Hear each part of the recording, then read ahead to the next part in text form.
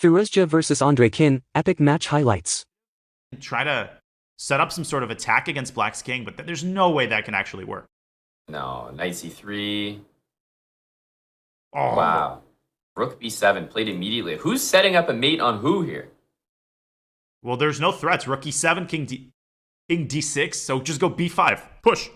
Yeah, this is one of those situations where the king can't move anywhere, but all the pieces that are preventing the king from moving somewhere are being used, so there's nothing left to actually deliver the check.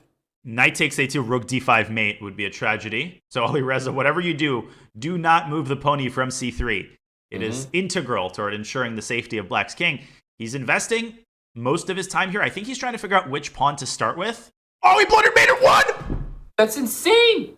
Oh my goodness. No way. No, what did we just see? Is that a commentator curse for the ages? And he took 45 seconds on that move. And there's like no reaction from him. You will never see a bigger blunder at that level. Truthfully, you won't. What in the world? Oh my goodness. Yeah, you can almost just chase the king forever. 95. And whoa. God, Dmitri's giving white so much counterplay. Yeah, he wanted to take this pawn with check. He's got 2 connected pass pawns, but then what? Rook b5 maybe should be tried. But Alireza, he doesn't need to do anything. That knight on e5 is safely defended, and the rook on f5 has plenty of squares along the 5th rank, should the knight attack it. But here comes Black's b-pawn. Can you stop it? Maybe no. Knight c5, though. Oh, that's a dagger. b3. It really is. Push it. What's white doing? Gotta get the rook back to g1 to stop the pawn. There might be like a knight d3 move. I almost want to...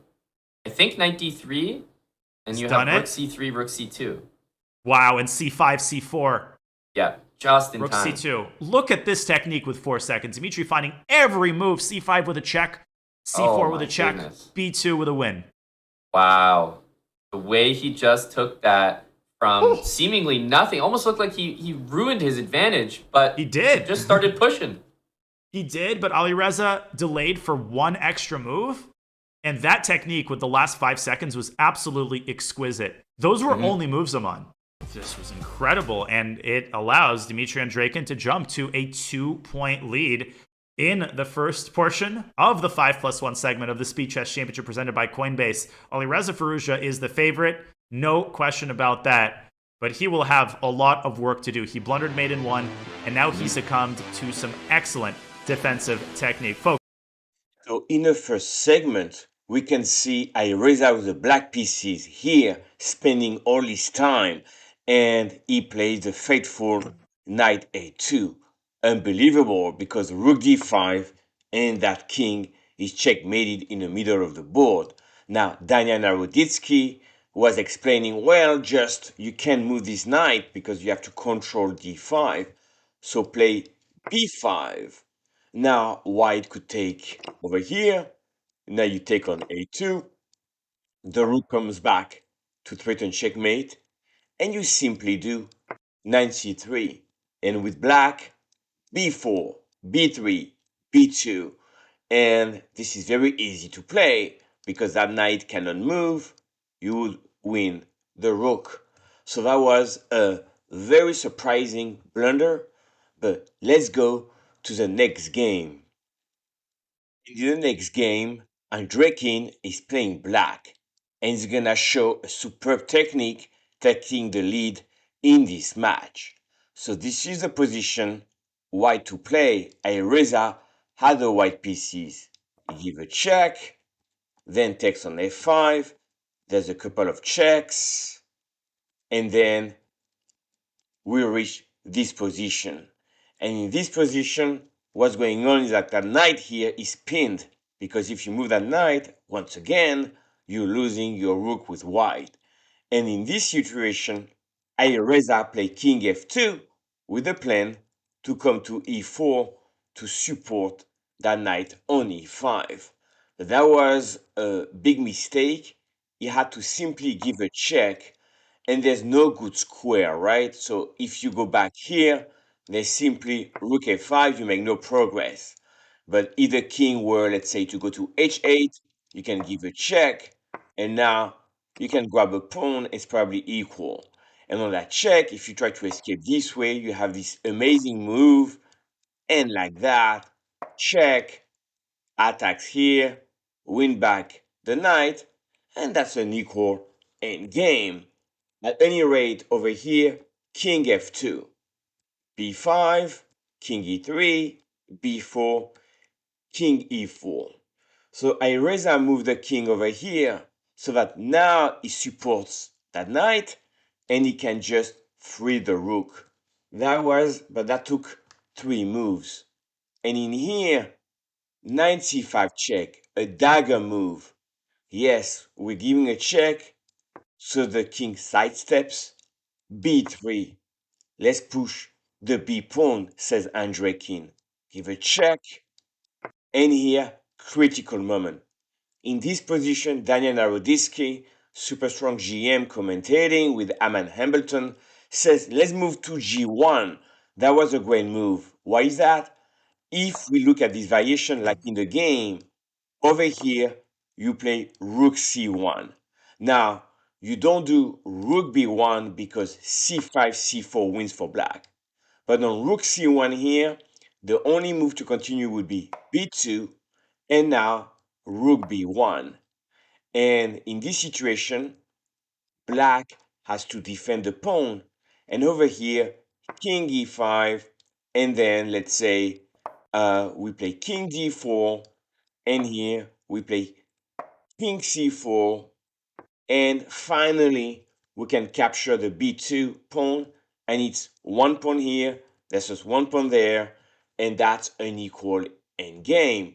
So over here, rook g1 was a defensive move, but in this complex endgame, rook g2. Now we do check, and as the game show, white is not in time, because over here, rook c2 gains a tempo. Now the rook move, c5 check, that's a tempo. Check, that's a tempo. And b2, and now if white finally does rook g1, we have rook c1, and that's winning. So rook g1, rook c1, whatever happened next, we promote a queen, and we win with black. So that was an incredible endgame, and Andreikin takes the lead. So now let's watch the moment when Alireza turned things around.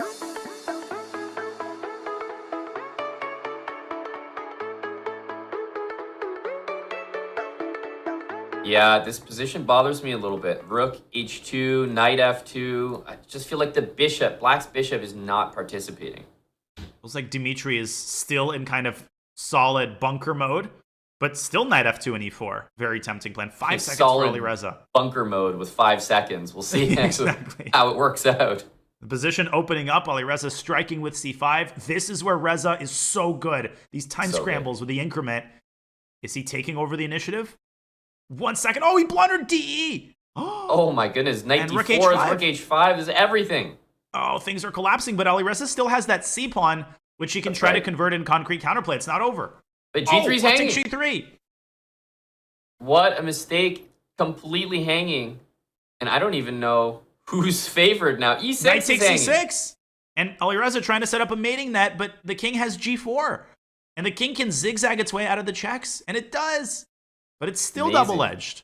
Knight d4. Oh my gosh, what's going on? And mate threat. Oh my goodness. But rook c6, such a heads-up move. King g6? Oh, maybe. He gave up his knight. But you can't take it. Wow. This is very, very tricky stuff. I don't even know what's Dimitri's going to lose. Rook c4. Dimitri's going to lose this. Ooh, that is a very, very good move to keep the rooks on. What just happened?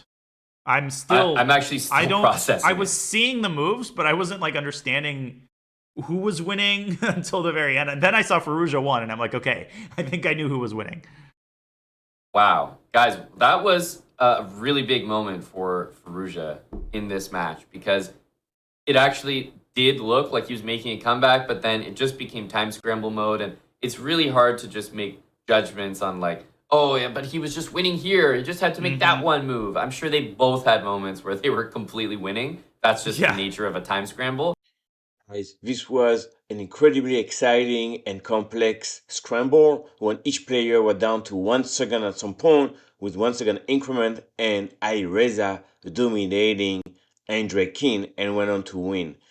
I'll post the explanation of this crazy turnaround in a future video. I'll see you in the next one.